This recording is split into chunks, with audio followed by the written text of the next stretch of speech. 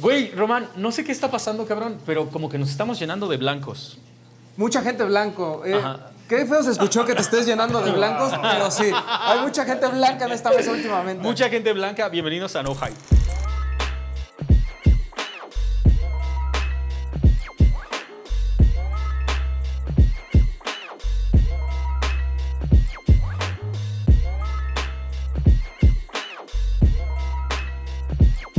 Brendan, how are you doing? It's really a pleasure to have you here.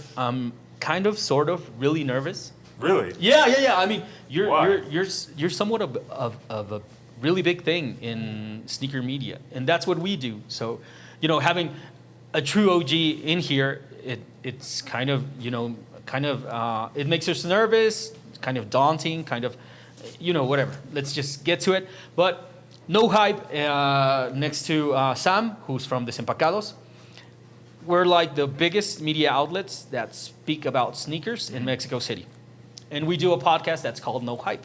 We talk about shit that doesn't have anything to do with hype, but has to do with sneakers. Then I'm leaving if there's no hype. I just want to talk about Travis Scott Jordan. I know. You probably do. No, I mean, come on, what you have on your feet. So that's the premises of the show, and that's what we want to talk about. Beautiful. Okay? I'm happy to be here. Oh, I'm we're excited. really happy to be here. Sam? No, nothing. I'm so nervous. I'm very shocked and stuck.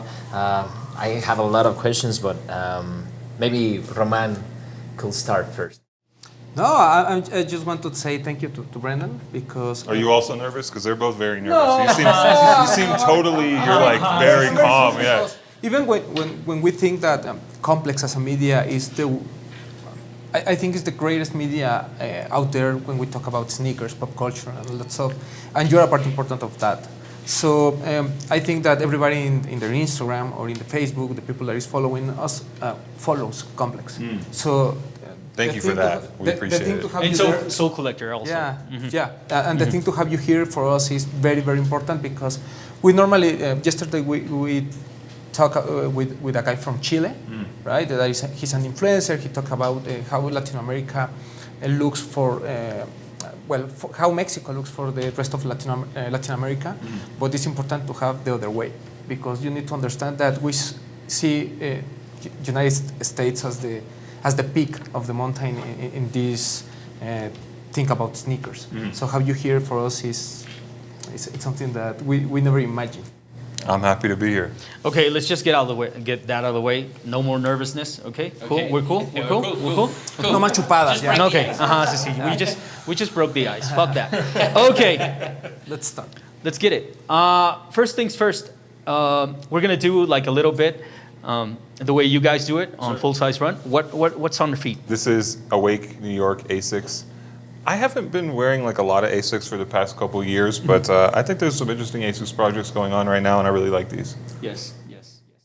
Since you've been here, I mean, you obviously came for the Cuando, right? You're gonna be there in attendance. Yeah. The Cuando is one of the biggest sneaker outlets and sneaker events in Mexico City. But it's focused at like most of all like hype. Okay. Yeah. You may find a lot of hype since these Supreme breaks or sneakers, shirts, whatever.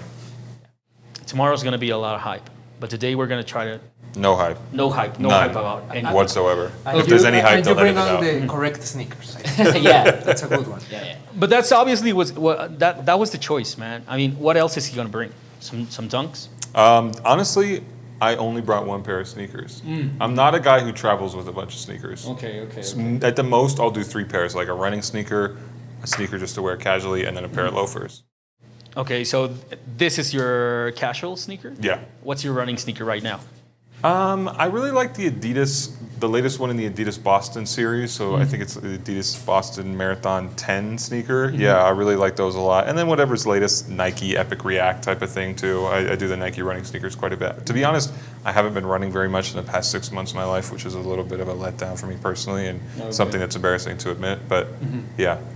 We know. I mean, what do you think running right now is like some kind of a vibe? Because we've been doing it also. Tavo's been, just last year, the 3 of us ran a half a marathon for the first time. Here in Mexico? Yes. Yeah. Yeah. How'd we do? 21 kilometers. I mean, we It finished sounds it. more impressive when you say it in kilometers, Yeah. When you right? say it in kilometers, it sounds bigger. We finished. I mean, everybody set up. Yeah, we didn't have like pro results in mind, Right. and even though we trained for like maybe 5 or 6 months, Okay. we finished it. And Beautiful. I think, Congratulations. yeah, thanks. No, thanks, man. But so do you. You run also. Yeah, but like I said, it's been a quiet past half a year for me Yeah. for running, but generally in my life, yes. Yeah. Okay. I also catch my attention. You wearing Asics. I mean, I love Asics. You remember last You year? have that pair, right? Yeah, I bought in this sneaker and stuff in Venice. Couple of days before ComplexCon. So, what do you think about ASICS? Is like emerging with big collaborations, like with Kiko Constantino? Yeah, I think it's a little No, bit of a these guys. resurgence. You know, I feel like around 2014, 2013, when Ronnie Feig really hit his peak with the ASICS stuff, Yeah. that was the last big ASICS moment to me. I feel like it was a little bit quiet after that, or people, you know, it just kept being like Gel Light 3, Gel Light 5, and how many times can you see like a suede version of a Gel Light 3? It gets a little boring. Yeah. Yes. So I feel like we're kind of back on that, and a little bit of that is coming back, but also it's with different silhouettes, like Kayanos and things like that, not just Gel Light 3, Gel Light 3, Gel Light 3. And I love the Gel Light 3, and I bought all those Ronnie Flag pairs, but it's nice to see some different silhouettes in the mix. Do you think it's emerging the brand again and taking the inspiration from the 2000 years, 2001, 2002? Like Yeah, fancy for sure. colors? And I think a lot of brands are doing that, right? Like they moved the time span from where they take the retros, and I'm ready for that. And yeah, I do think ASICS is coming back in that way and saying like, you know, to me a lot of the coolest sneakers right now are early 2000s retros of stuff from the early 2000s. It's like a techie looking running shoe again, like this, like, and I'm ready for that. Okay.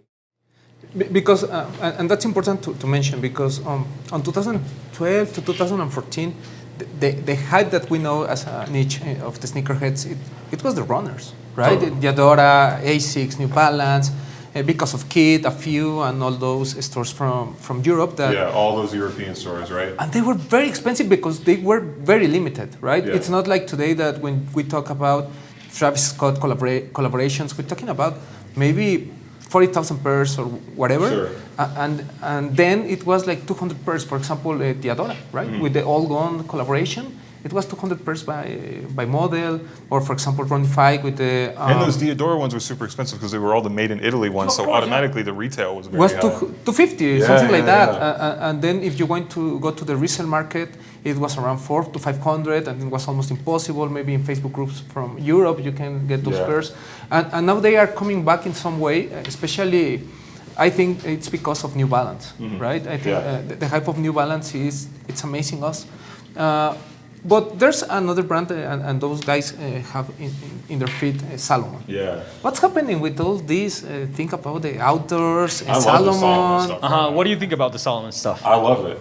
But do you think really that Gorpcore is probably the one that's bringing it back? I mean, is Gorpcore? I think so. Yeah, I think it has to do with that outdoorsy thing. I also feel like in New York specifically, and this is kind of anecdotal, and I don't have like data to back this up, but it feels like people don't necessarily want a big swoosh on their shoe or like a big logo on their shoe. You know what I mean? And even though Solomon has the writing, so you can tell, like it doesn't feel like in the same way of, oh, I'm wearing this brand. It's just a cool shoe where it's not about, I have the Nike or I have the Adidas or I have the New Balance. I feel like that's part of it with Solomon. I think it is. Especially yesterday, we were talking about with this guy from Chile, and we were all talking about what's really hot. And he had some New Balance on. The guy from Chile had some New Balance on, and I had some Nikes on. And I kind of they kind of made me feel like I was not wearing the cool stuff. You know? Sometimes it feels like And it's really fucking weird. I mean, it's a swoosh, and I was the one feeling like, damn, my swoosh. You know, let me try to hide my swoosh. It's almost like it feels too obvious, you know, where it's like we all like dunks and we bought a bunch of dunks in the past couple of years and years before that, but it's just such a recognizable shoe, you know, and part of why we like the stuff is because we don't want the stuff that everybody else has. So even though we're happy that dunks are back, or maybe I'm just speaking for myself here, but you know, I don't wear them that much because there's a million people wearing them. It's kind of the same feeling like you were in Salomon and then you saw something with a GC Boost 350. Yeah, exactly. It's You're like, well, yeah, I'm not. I have the shoe that's a little bit more like in the know, you know, with the Solomon. Yeah, I love the Solomon stuff. Man. Oh, okay. No. What those people are wearing in New York right now? Yeah, I think a lot of the Solomons. I mean, always Yeezys, New Balance 550. You see a ton of. Always Air Force Ones, Dunks. Nike's making so many Dunks right now that you can't. I don't know how it is here, but you can't walk very far without seeing a pair of Dunk. I ask you this because last year we saw a lot of New Balance, Salomon, and a few Jordans and a few Yeezys at ComplexCon. Yeah. You know, and we are like in kind of like a war. Between New Balance and Nike. Because everybody loves the Joe Fresh Goods editions. Totally. This kind of a million. What do you spell? $1 million, $1 million, $1 million. Yeah, something like that. ALD. How do you say $1 million? I want to say it properly. Well, I always mess it up, but I think it's Aime Leon Dor. I always want to say Dore. Dore is because Door. Yeah. Okay, for practice we are gonna call $1 million. Okay, 1, 2, 3. I'm $1 million. Door. Yeah, we're right there. But the point is that people are like start feeling tired about winning on sneakers. Totally. Getting tired about the big swooshes, always show off, and just like choose good design, good materials, paying fair for what they are wearing right now. Yes. I think there's a lot of that, and I think Nike knows that too, with respect to New Balance, especially being like scared of losing some of the customers to all the cool stuff New Balance is doing right now. Okay. Damn. Let's go to the beginning, because one of the special things to have you here is to understand what is happening with the sneakers media as of now, because there's a bunch of influencers, and the issue is that the brands has one budget, right? And they have to decide if they are going with the influencers, with the micro-influencers, with the big influencers, or with the media outlets, right? As of today. But please tell us, how did you get that Joffing complex? So I came to Complex in 2014, 7.5 years ago now, almost 8 years. And I had worked at Sneaker News before then. Sneaker News, similar, but not as, it's more bloggy. It's more like very short, always 200 words. Here's the latest colorway, here's when it's coming out. Not too much more in depth than that. I had worked at Sneaker News for a few years, and I had started that when I was in college. I went to the University of Oregon, and as I was studying there and advancing into my senior year, I had less classes that I had to take because I had satisfied a lot of my requirements and credits. And around that time, I started writing freelance for a website called Jordan's Daily, which is in the same network, owned by the same people as Sneaker News. So that was kind of my start there. I had just, they're based in New York. I had applied online and sent some writing samples and was able to get that job and then slowly be more involved. And then once I graduated college in 2012, they turned me into a full-time employee, and I moved out to New York to work with them. And then I was there for 2 years, and then from there, moved to Complex, Soul Collector, and have kind of been advancing through that system since then. Oh man. Okay. Let's take it back a little more. What were you reading? I mean, because sneaker journalism, there are like just a few people that you can read previously. Like, what were you paying attention to? Yeah, I mean, when I started getting into sneakers, it wasn't so much the journalism aspect of it, because I felt like that was still so young at the time, and a lot of the sites were still just doing blog posts, But so for me, it was a lot of Nike talk, being on forums and seeing what people were saying there. But as I shifted and got more into writing, or a little bit more in-depth writing, the people I always looked up to were Russ Bankson, who worked at Complex for a long time and worked at Slam Kicks, and just an important figure. And I remember first seeing his face on the 2005 documentary Just for Kicks. Yes. I don't know if you guys have seen that, but that was a huge one for me as a kid, of really learning why certain things were important. Or you remember like the Pigeon Dunk recap in there, and then going to the Flight Club website after that and trying to figure out how much is a pair of Pigeon Dunks, or just scrolling through Flight Club, like so much time in there. So Russ was a big one for me, and then a guy named Gary Warnett, who was part of Crooked Tongues, which is based in the UK. He did a lot of writing for them. He did a lot of freelance work for Nike and Supreme. He passed a few years back, rest in peace, but he was one of the few people who I felt was going really in depth, or going out of their way to be opinionated about things. So those are the two people I've looked up to most in terms of individuals when it comes to writing about sneakers. Cool. So that's where you got your style. Yeah, I think so. I think so. I mean, I've tried to push what I do beyond what those guys do, but those are the people who I look to help build a foundation, I think. Okay, and so how complicated it's making a career in journalism, in sneakers, and making even a podcast, you know, because Yeah. sometimes it could be a mess, the organizer people. And Yeah, stuff. yeah. No, it's hard. I mean, in digital media, things change so often, and there's not always a lot of money to get done the things you want to get done. I mean, I know from the outside it seems like we're this gigantic machine, but on the inside sometimes we feel very scrappy and like we have to fight in order to get to make the things that we want to make. So it's definitely hard. Like even the podcast, when we started the podcast, you know, nobody at Complex had done a podcast before. We weren't experts in it at all. You know, we're still not. So it was just a thing where we had to kind of figure it out. And that's like scary when you work for a big company and, you know, there's a big industry of podcasting of people who are professionals, and we're just like, well, we know sneakers, we know we could talk about each other, we like to talk about the stuff, so let's try it, you know? Yeah. That's pretty much like I think the way everyone's been doing it, at least in sneaker media. 'Cause it's so new, it's so refreshing. It's like I want to do it. Why not? Why the fuck not? Let's just get some scratch, mics. no? Yeah, let's get some mics. Let's set it up. Let's see how it works. For Mexico, I think that 2017 was an important year, right?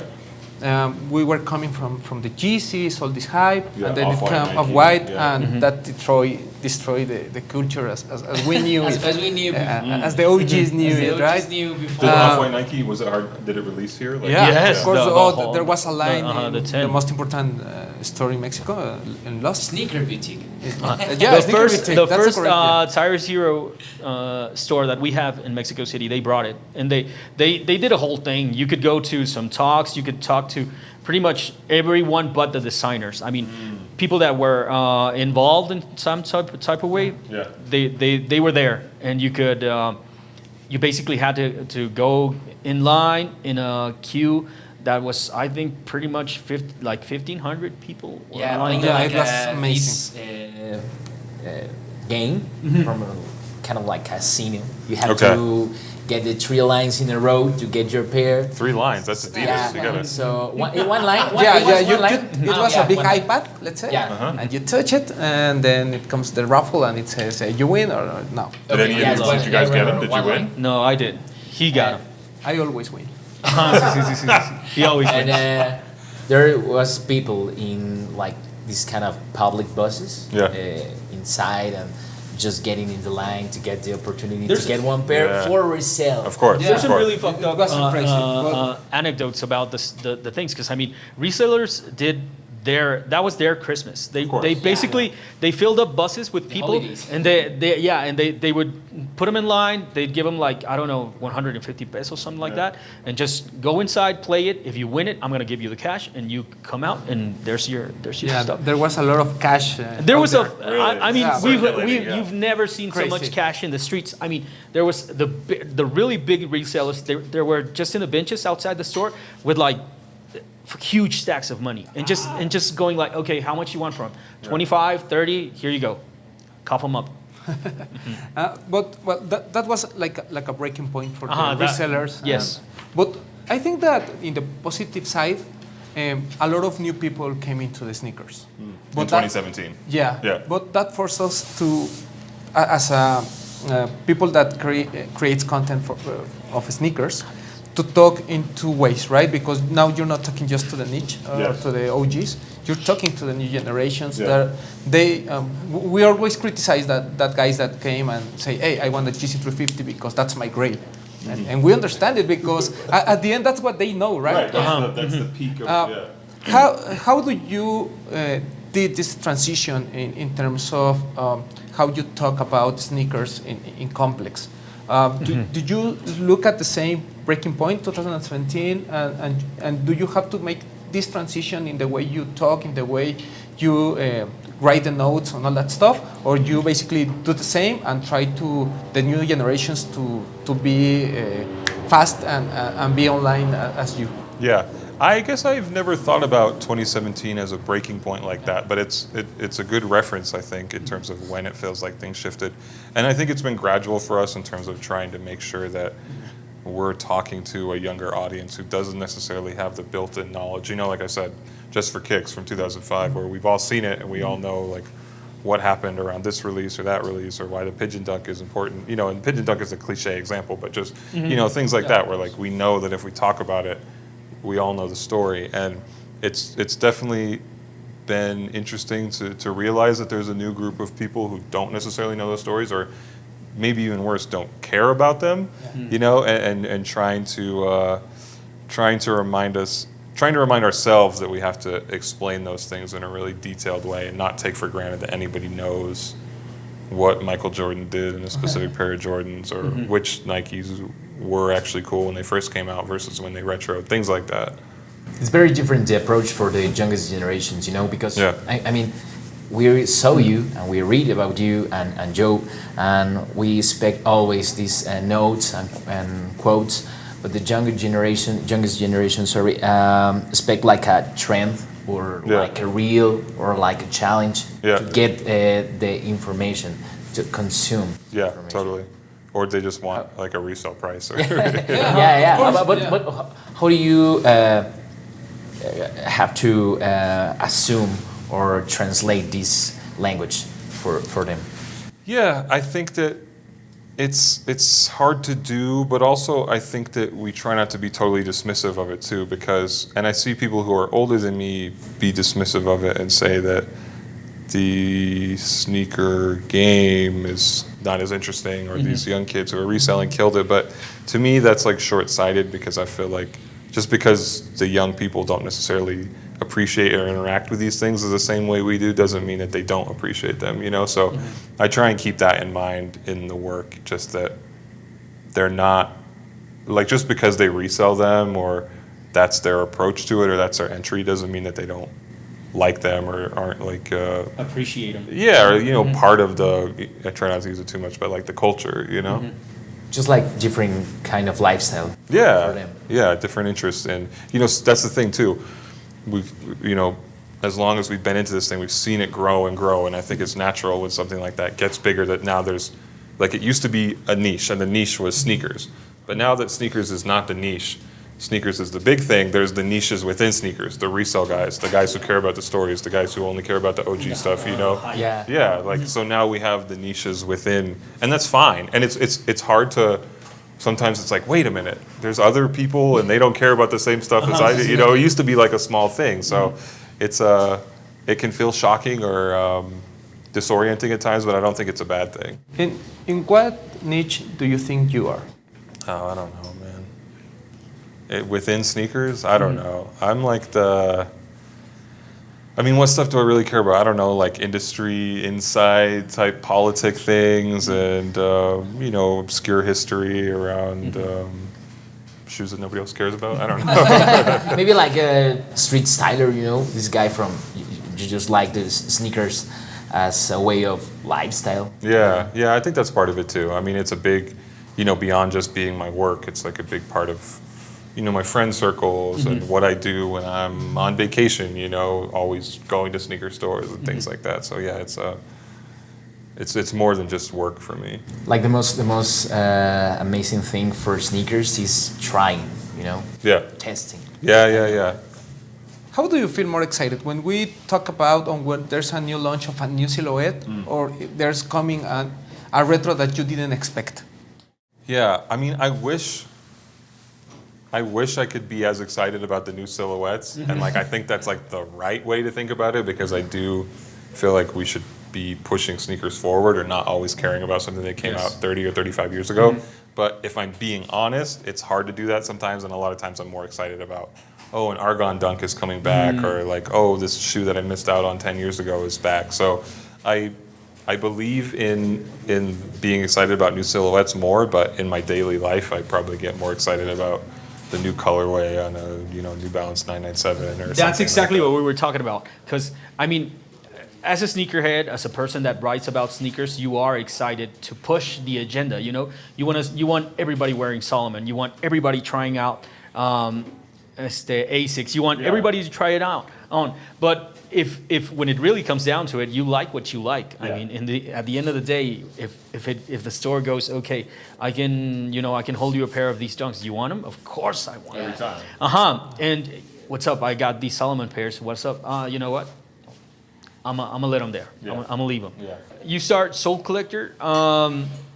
You start working at Complex, and you start doing a podcast, and then you start doing the visual stuff. Yeah. You know, it's completely different. What you guys do at Full Size Run, it's one of my favorite sneaker shows, and probably one of everyone's favorite sneaker shows. Who writes that? Wait, what do you mean one of? One of? I mean, come on, it's one of my favorite sneaker shows. What's your 'cause favorite? Mine, of course. I mean, You like yours? sí. Well, Come I'll on, have to you- watch yours and I'll make the judgment. I'll send you a link, man. No problem. Who writes all that stuff? And how do you? First of all, who writes it, and then how do you keep it politically correct? Who supervises? So nobody gets hurt. Because I mean, in Mexico, everyone is really like, we can't really mouth off about Nike or Adidas or whatever, and expect to get more work from them. You know, how do you keep it? How do you keep it real, and at the same time, how do you keep it PG-13 with brands? Yeah. We more try to keep it real than try to keep it PG-13 with brands. I mean, I feel like at the end of the day, we don't really need that much from the brands because we have our resources and we have the ability to get the information and the stories that we want and that we need. So we try not to really think about too much how people at sneaker brands are going to react to the things that we say, especially because it's very clear that on those platforms, Full Size Run and the podcast that we do, that it's our opinion.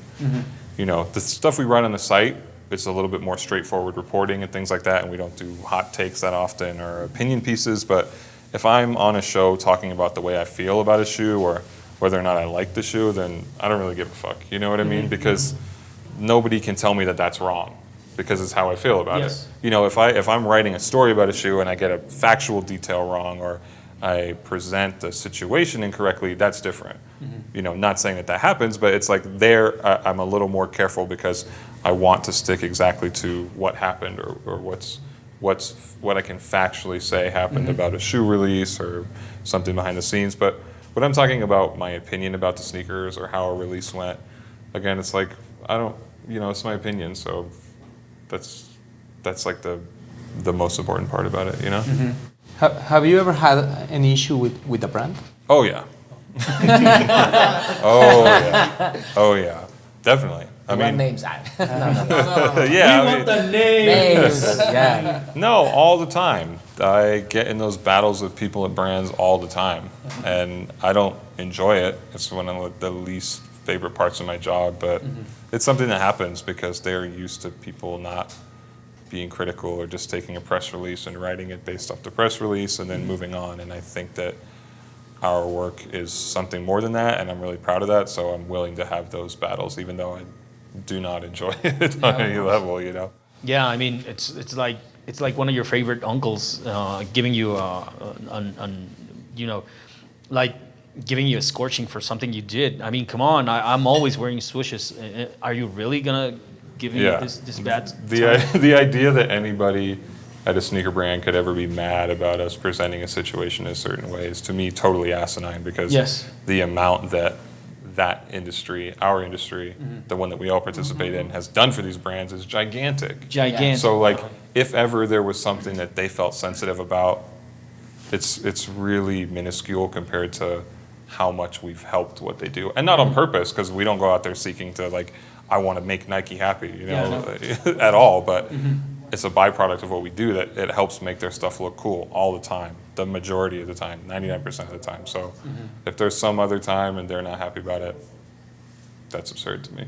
But also I understand because these people, and we don't have to talk too much about this, but these people, like, their job is to make Nike or Adidas or New Balance look good. Like, their livelihood depends on Nike looking good. So if ever Nike doesn't look good, of course they're going to feel... The people from PR department, right? Yeah, exactly. Again, whose names we will not mention. You know who you are. You know who you are. Yeah, exactly. No, because at the end, for example, in our case, the money came from the brands, right? And maybe in the case of Complex, the money is not coming from brands; it's coming from other sponsors. Sure, advertisers. Yeah. Yeah, because I mean they're a giant, man. Yeah, so that's why we try to be more careful. But at the same time, I think in Mexico particularly, people is more sensitive about this type of comments. And more reactive. And more reactive, yeah. More reactive. Yeah. Yeah. Not a cancellation process, but very close to that, right? Very close to that. So we're just like acting like these agencies. Yeah. Just to always trying to make good relationship with. Yeah, no, clients. it's important. That's important, making the good relationships, but also having like an honest relationship of like, look, it brings me no joy to do this, but if you fucked up on a release or an event, then we're going to talk about it, you know? Yeah. I have to talk about it. Come on. Or even the stores, right? Totally. In the stores. Because Totally. that has another topic. Huh? When there's a big release and stores are not doing properly, or at least in our point of view, well, we need to raise the hand. But sometimes that causes some. Yeah, it's a tough spot to be in, especially because you look to those stores to help advance your work. You know, if you want to leak something or write about something, and they may know about it, and you need to get that information from them. But again, I think that we have the responsibility to call people out. And those, I don't know, call people out is like a little aggressive, but Yes. you know, like raise your hand is like the better phrase of like, yeah, people are saying this, so we're gonna be a reflection of that, or how people feel about releases. How do you manage this topic about influencers? Because I know there are some guys that love sneakers that they really do. Genuinely. Maybe they do not know the story behind them, but they really like it and they want to talk in their social media about sneakers. And those, I think, are cool because it's like a new generation of people for us, right? But what happens when there's a collaboration with a brand or with a store or something like that, or even for you, I don't know, if some brand has come to you and say, hey, I need you to interview this guy, and that guy, of course, they don't like sneakers, they are just getting paid. How do you manage that? Yeah, I mean, we try to pass on stuff like that if we don't think that the person can actually say something meaningful about shoes. Like, I'm not upset at the idea of them being connected to it if it works for them and it works for the brand. You know, again, it's like an opinion thing. Like, in my opinion, it might not be that interesting, but if they want to do it, okay. But yeah, I mean, there's been a lot of times where, you know, there's a person attached to it and you're like, what does that person have to do with this shoe? I have no idea. It's like, I'm not going to support that. Or we don't get anything out of that, you know? Okay. Like, I'll interview the designer who helped make the shoe, or like the person who's actually collaborating, but it's just some random guy who you're paying to promote the face. it. Yeah, like, I don't care, you know? Okay, talking about that, we realized that when you tell us about you pass on those things you don't like in your job, but which are those things you don't like, you really don't like about making complex sneakers? Things I really don't like. I mean, I guess I just don't like this thing we talked about earlier, this battle of having to convince people to care about sneakers. That's hard, you know, because I feel like we return to this place where people care about how much they can resell the sneakers for, which is interesting, and I understand why people care about it, but I think one of the hardest fights is like continuing to try to contextualize the history of certain shoes or the history of people who worked at brands and making them care about those, in addition to the big names, you know, because like there's big names who it's easy, you know, whenever Kanye West is attached to a shoe, it's easy to get people to care about it. But I want people to care about the names that they don't necessarily know, or like somebody who worked at Nike 20 years ago who they've never heard of, you know? Okay. Yeah, trying to remind the other everybody. way around. What are the things that you love and that keep you healthy? Yeah. And I don't know if anything about it is healthy. Yeah, I love lawsuits around sneakers. That's always very interesting to me when someone is suing someone else. That's always a fun time. I love, you know, the internal stuff that people don't get to see that we can help bring out a little bit.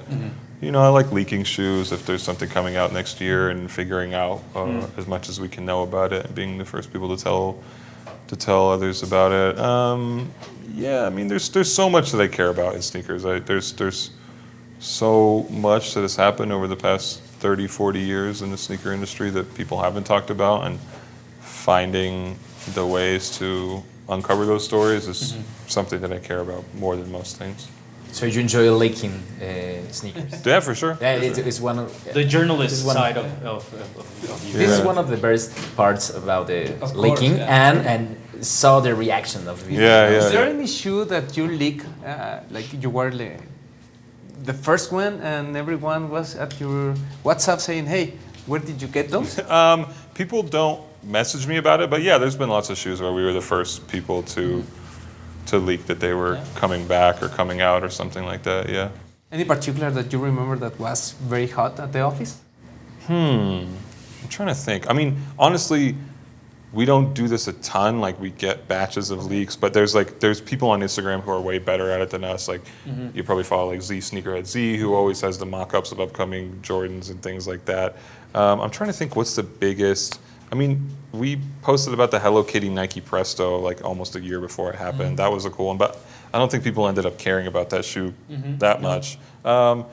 At the top of the year, LeBron 2 Retro, which I think is coming in the fall still, like that people, that was a big one. I don't know. I'm trying to think of what's been the biggest in the past like year or so. Yeah, nothing like gigantic, you know. Okay, let's talk for real right now. I've been talking for real for the past 40 minutes. I don't know if I really- What can you tell us about complex Latin America? Honestly, for real, Yes. nothing. Oh, okay.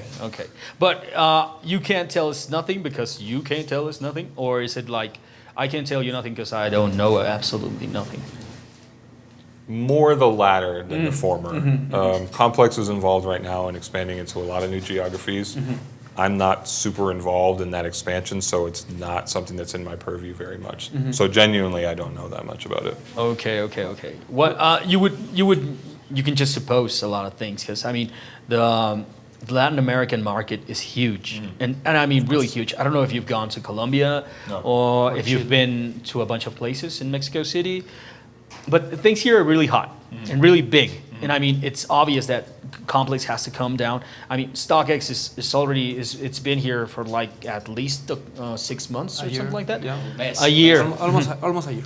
Almost a year. What do you think is like the biggest thing that sneaker media as your responsibility? What's your responsibility towards South America? Because in let me just plan out the question. We've been to a bunch of places in South America, and everybody looks up to Mexico like we look up to the United States. And everything you do is practically just trickles down to us, and then it trickles down to them. And now it's going to be the other way. With Complex coming to Latin America, specifically, I'm pretty fucking sure they're going to be here in Mexico, and I'm pretty sure they're going to be in Colombia and stuff like that. You, as a journalist, as one of the guys that makes journalism about sneakers, what do you think is your responsibility towards all of us? Because even if you don't realize it, the way you write, the way the blogs go, the way the podcast goes, your style just permeates what everybody else does.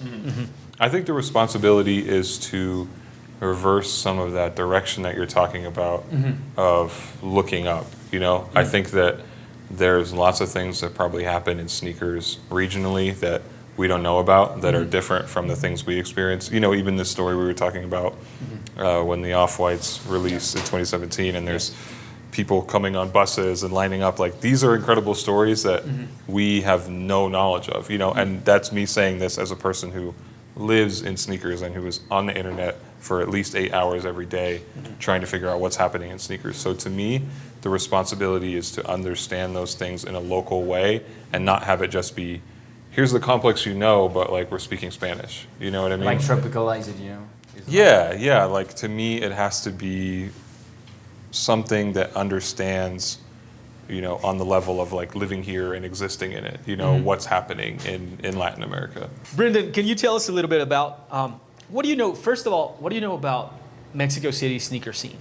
Almost nothing. Really? Yeah, I've been here once before. I walked around Roma and Condesa a little bit, trying to see some shops and things like that, but I really don't know much about what people like here. I mean, other than the conversations I've been having with y'all and with a couple people over the past few days, not very much at all. Okay. But I'm pretty sure that you put attention on what these people wearing, right? Yes, but I feel like I haven't been here long enough to make any conclusions. You know what I mean? Like, Yes. you can't, over a span of a couple days, really understand it, you know? Absolutely. Especially if you just, I mean, if you're just in this street, in this area, Totally. It's not a good sample size. Right? Exactly. Yeah. You have to go to the hood. No, you do. You do. I mean, there's a bunch of places that you can really see what people in Mexico are wearing. But I mean, at the end of the day, the stores and the people that come in the stores, the people that are working in the stores, they're a really big reflection of what people are wearing everywhere else. You were telling us that all this news about Mexico didn't flow through you, right? But did you know that Jerry Lorenzo came to present their latest collaboration with Nike? No. The last one Yeah. and it's funny for us because there are a lot of things that are happening here that for us are big things, Yeah. like that. Yeah. And it's curious that doesn't is known in the States. Yeah, it isn't making waves anywhere else. Yeah. And I mean, you would expect like wow, Jerry Lorenzo presenting something. The last thing they did with Nike, Yeah. he was down here. He gave everybody. Jeff Stable came also. just for a sneaker fever show. Well, it's like a kind of a complex con show here. Sure. Like a mini. But, he came and a lot of people before, like Virgil for playing in a music festival called Okay. Ceremonia. Angelo Bacche went to a workshop with a local brand called Hermanos Kumori, like Kumori Brothers, with another brand called Kids of Immigrants. Both of them Yeah. are making collaborations with brands like ASICS and Suco, Crocs, Vans. So we think it's happening things nowadays. A bunch of stuff is happening. I mean, practically like one thing a week. Something happens. Somebody's doing something. There's a pop-up shop. There's something More than ever before. More than ever before. Yeah, Definitely. Right now the scene in Mexico, it's driven by the stores in a way where the brands are bringing the product, the customers are there, right? They are sold out of Yeezys, sold out of Off-Whites and all that stuff. But there's the other negative thing that it's because when a brand like Salomon wants to be introduced in the Mexican market, they suffer because there's no people that is buying the shoes. But well, Just you two. Yeah. Only two Solomon Yeah. fans in Mexico are right here with us. and that's part of the job for us, right? Totally. As a sneaker media, to try to push the customer to try new things. Yes. But Agreed, 100%. as you already said, it's difficult because the guys don't want to know the story, so you need to hit in a way they can understand the position of us trying new brands, right? Even New Balance for us, it's expensive because New Balance is expensive. Of course, made in USA stuff. No, Yeah. really. Yeah. Can you believe in last 6 years, in 2014-15, New Balance doesn't work here in Mexico? Right. Disappear, actually. They used to have a lot of stores, then they closed everything, and then in the last year, products start coming. And for example, all these collections of Made in USA by Teddy Santis, they are selling well. Suddenly appears $1 million and save the New Balance Oh, game. perfect. That's it. Said it perfectly. And Saleh had it before. The Saleh Water be the guy? Oh. Did you see the new Salehi ones that he just posted? Oh, yeah. Those are nice. That's I a think good that's my one. favorite one. Yeah. Yeah. Really? It's pretty Yeah. cool. It's like 200R? Silhouette? No, it's a 990 V2, I think. He did a 2002R before, though. He posted in Paris, right? Yeah. Him holding it on the balcony. I like those a lot. Yeah. Yeah. Yeah. What happened with the hype of New Balance? I know that's a topic that you already talked in the podcast, but do you think that we are going in a way where New Balance it's in a hype scene that also is frustrating a lot of New Balance collectors? Yeah, I think so. I think that there's a danger of that for New Balance as they continue to get more popular because they don't necessarily have the infrastructure that bigger brands do to release these things. Like even Nike, which is has the most hype product and also has the most resources to release that, even they don't do that totally right. And even they have a hard time with that. So New Balance, a brand that's much smaller and has far less resources, is naturally going to run into some trouble when they try and release these things because like they don't have the systems in place and they haven't been working on that stuff, I think, for nearly as long. Not to say that New Balance hasn't been doing cool shoes because there's plenty of like cool New Balances from the past 20 years that we can point to before this wave, but I do think that there is some danger of that, and I think it's happened with some New Balances. I mean, like, I don't know if you guys had access to it here, but when the Joe Freshgoods New Balances released on Instagram. I think that crashed the Instagram shopping platform, and a lot of people were quite mad about it. I had some guy message me who he had created a Twitter account just to keep track of all the people who didn't get their Joe Freshgoods New Balance orders, you know, and just like retweeting them. So yeah, I think that New Balance is in a good position and they should be happy with where they are now, but I think they have to think long term of like, how do we like do right by people with this stuff? And something that didn't happen in the past, people now are paying resale for a pair of New Balance here in Mexico City. You know, Lord Pedro and all kinds of You paid resale for guys. these? No. I always win. I have the loyalty program of Yeah, Kit, yeah, and yeah. I have access. But a lot of people are paying resale. Yeah. Even I paid resale for a. Oh, yeah. He resells them to you. Yeah. No, but that's a thing because, and I think it's the same in other countries.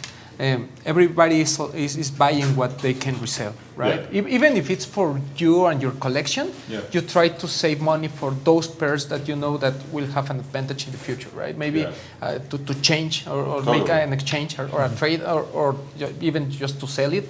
I think that's what we are putting attention to. Yeah, I mean, I'm sure y'all have felt this. There's so many shoes where even if I don't necessarily have a plan to buy it, or even if I don't necessarily have a plan to wear it, I'm like, I might as well buy it anyway because I can gain some advantage off of this shoe. Yeah, that guy buy all 4 pairs of Travis Scott, and he doesn't like it. Just I'm not mad at it. Do you still have them? Yeah. Yeah, really. Yeah, I do. I love the Ford. You're going to cash out this weekend at Tejano Huela. Come on. No, really, I yeah.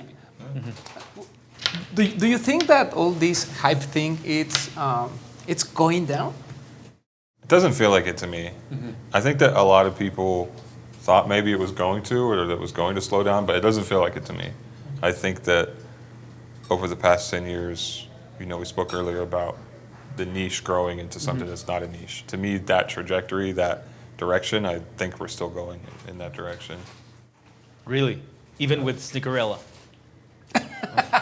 Even with something like Sneakerella? I didn't see it. Did you see it? Yeah, of course I saw it. Come on. Terrible. People who have time. Well, I do kind of had the time, and I was like, okay, let me watch this. It's Disney Plus, right? Yes, Disney Plus, and I was like, damn, this.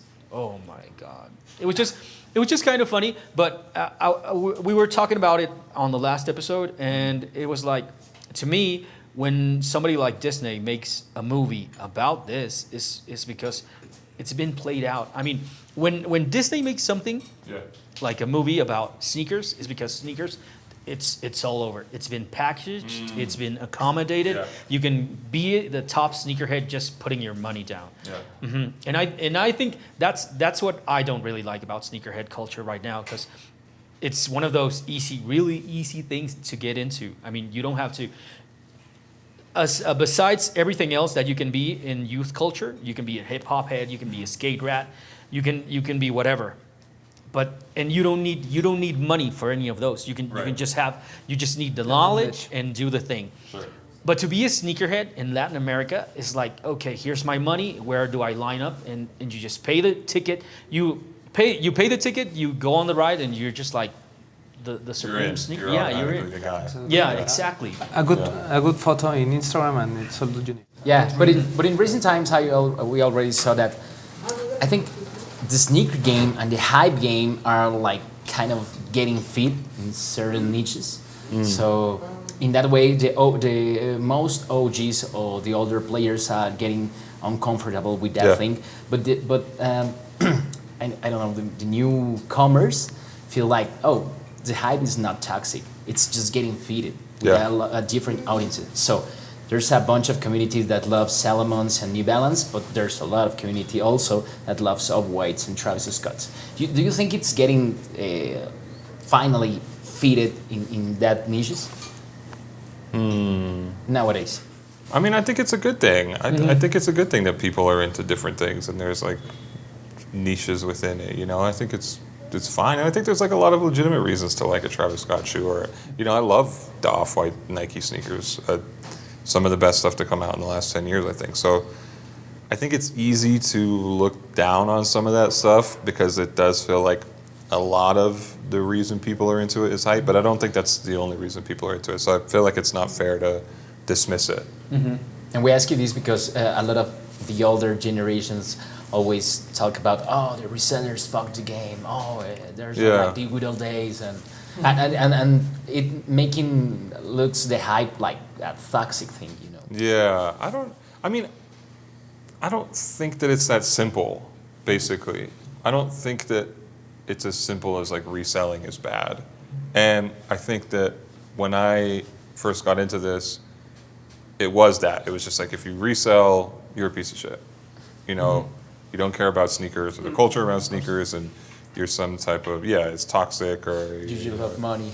Yeah, you know, but I think that the resale market helped make this thing bigger or helped make this thing more interesting in a lot of ways, and like a lot of the people who I learned from, you know, did a lot of reselling, or, you know, even a store like, for example, Sneakers and Stuff, which is an important boutique across the world, like those guys started kind of as resellers because they were going to places where you couldn't find certain sneakers because they were regionally exclusive, buying the sneakers from Japan and bringing them back to their store in Sweden and selling them there.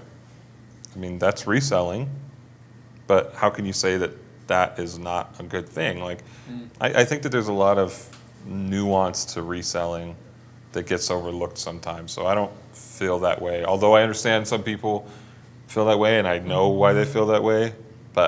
And I think that even in sneaker media early on, it was just like reselling is bad.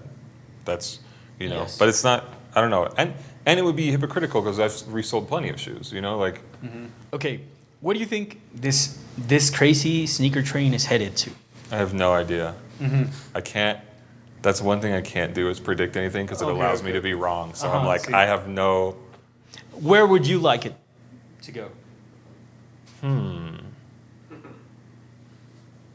I would like it to continue to be more diverse, and I would like people to continue to be into unique things within sneakers and pockets of people over here who are super into shoes that I don't care about at all. Like, I would love to know more about that, or I would love to be in a world where there was more about that, where there's a shoe that I don't care about at all, but this group of people in this country, in this town, like it for this super specific reason I can barely understand, and I have to have someone from that culture explain to me. Like, I want more of that. Like, as sneakers get bigger, I want there to be more diversity within it. Yeah. You know, like, I've never been to Brazil, but people always tell me about how much they like Shocks and how much the chunky Asics sneakers with the big gel midsole and all these teched out midsoles. Like, I want there to be more stuff like that because I feel like the internet has erased some of that regional. Instagram. Yeah, you know, and we all have the same taste to an extent. So I want to exist in a world where that's more of a thing. You always told us about the story of your favorite shoe, that it's a blazer, right? Do you think that we lost that type of stories in our, especially the newcomers to the game? Do you think that they do not have that nostalgia for a shoe, or that they lose that importance and relevance of put the shoe on your feet and have stories to tell? I think to an extent. I think not totally, but I do think there's an extent to which people aren't, you made a good point of like the very literal thing of putting the shoe on your feet. Because like, I think a lot of times, and again, this is something I've done, but I own the shoe, but I put it in my closet for 5 years and I got tired of it and I resold it and I never wore it. So I do think we're getting less of that, actually wearing the shoes, you know, to a music festival or to some crazy trip or for a night out that you won't forget. Things like that, I hope that people still do that. Again, I don't want to be too dismissive of like, oh, these young people don't even wear their sneakers, but I do think it feels like there's less of that, these sentimental moments or like specific memories because they're really wearing a shoe, you know? Yeah. We've talked about it. I mean, it's like, and I don't want to talk down to it also, but the new generation seems to forget that sneakers are made for walking. I mean, that's the thing. You take them out the box, you pop them on, and you go have fun and remember.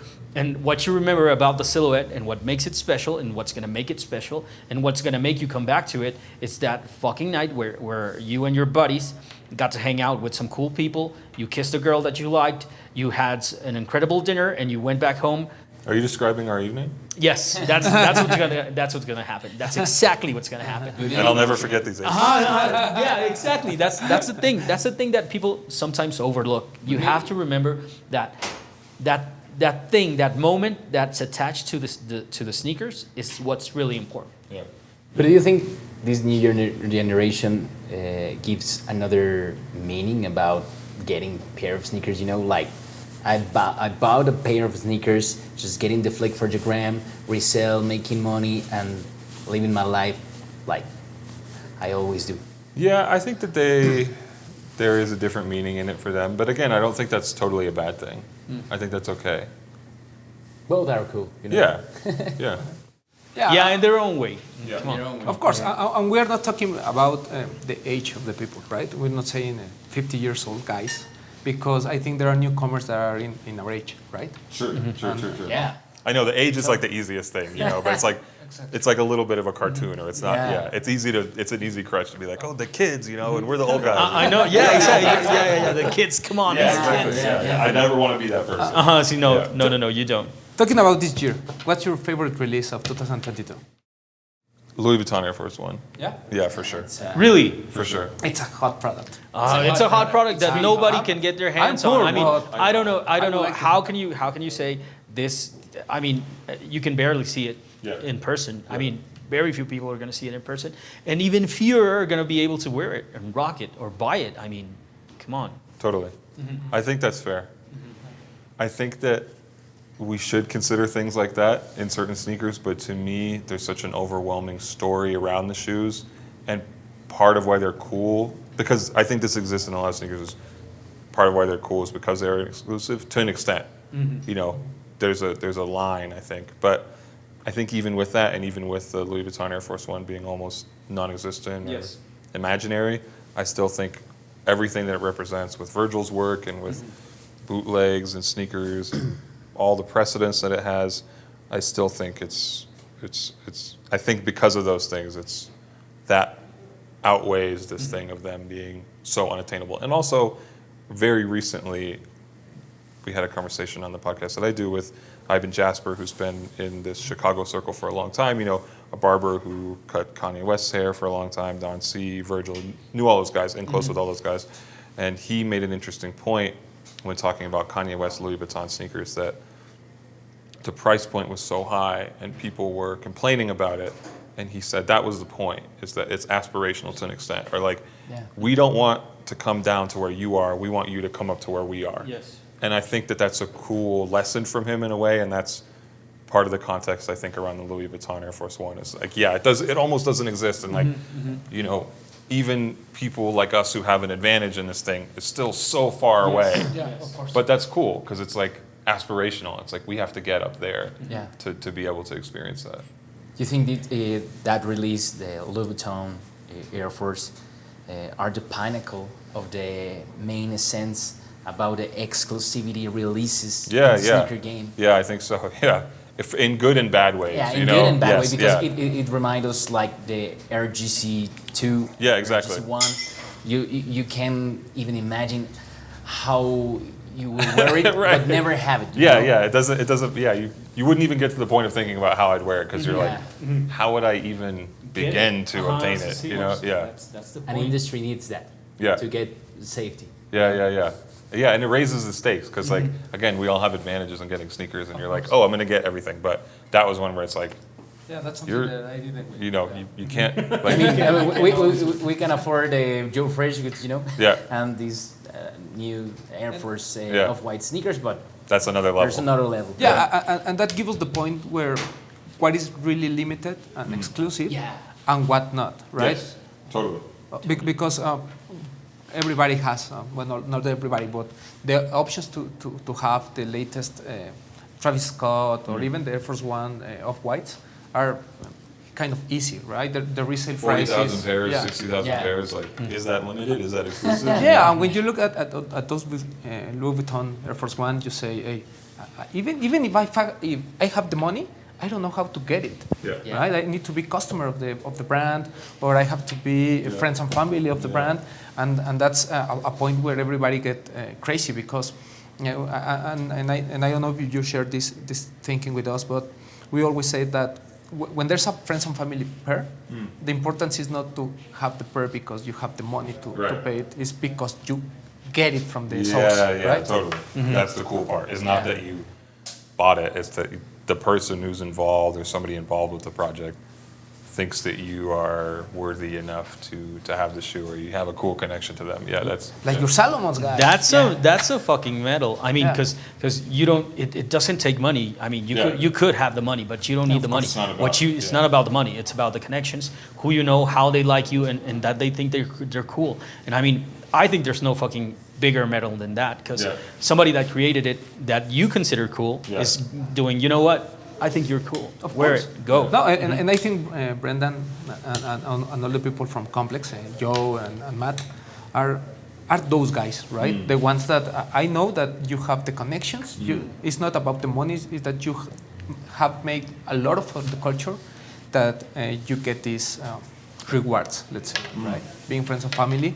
And I just want to thank you. I mean, just to start closing the podcast, because it has been very, very interesting to talk with you. Even if you do not have knowledge of the scene in Mexico, we will try to give you some of that stuff. But it's very interesting to understand your point of view. There are a lot of topics that we normally heard in the podcast, but it was a pleasure to hear it here, live with you. Other way, you can name that thing backdoor, you know? If you don't get the final pair from the source, you can name it backdoor. Of course. Always, there's always a... there's But we love backdoor. Oh, you love backdoor. You love backdoor. Come on, mi gente. In the sneaker way? And in the sneaker way, right? Come on. Brendan, really, thank you. Thank you very much for stopping by, for coming on the podcast, for answering our questions. I have one last one. What's up with ComplexCon for this year? Because we've been attending since 2017, I think. 2017. Was it the first one? The second one? The second one. The second one. We've been attending since the second one. What's going to happen this year?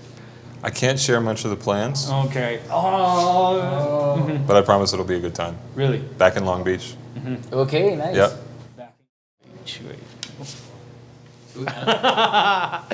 We're going to see you guys. We're going to see you guys. Have a ComplexCon here in Mexico City will be insane. Okay. Okay. Just pass it to Joe. Mi gente, muchísimas gracias por acompañarnos. Brendan, gracias. Yes, thank Brendan, you guys so thank much. you. I really appreciated it. you, It's so thank cool you, to get to talk to you. Román. Gracias. Muchas gracias a la banda de No Hype, como siempre, chingones. Mi poxte, Romy. Ya súbale al brillo, porque ya se van los blancos. Ah, sí. Ya ahorita ya le pueden subir al brillo porque ya vamos a quedarnos puros morenos en el podcast como siempre. Muchísimas gracias primero a Brendan por estar aquí y después muchísimas gracias a la gente de Stush por acomodarnos como siempre, por conectarnos con los waffles, con absolutamente todo. Es el espacio que más me encanta en la Ciudad de México. Dense un rol, hay un montón de cosas chidas por hacer, por ver. Y güey, aquí estaba este güey, ¿no? Any final message to the guys that are seeing us? To the audience. Thank you for your support. I appreciate it. Watchen Full Size Run, watchen el podcast, pero primero vean No Hype, ¿va? Peace.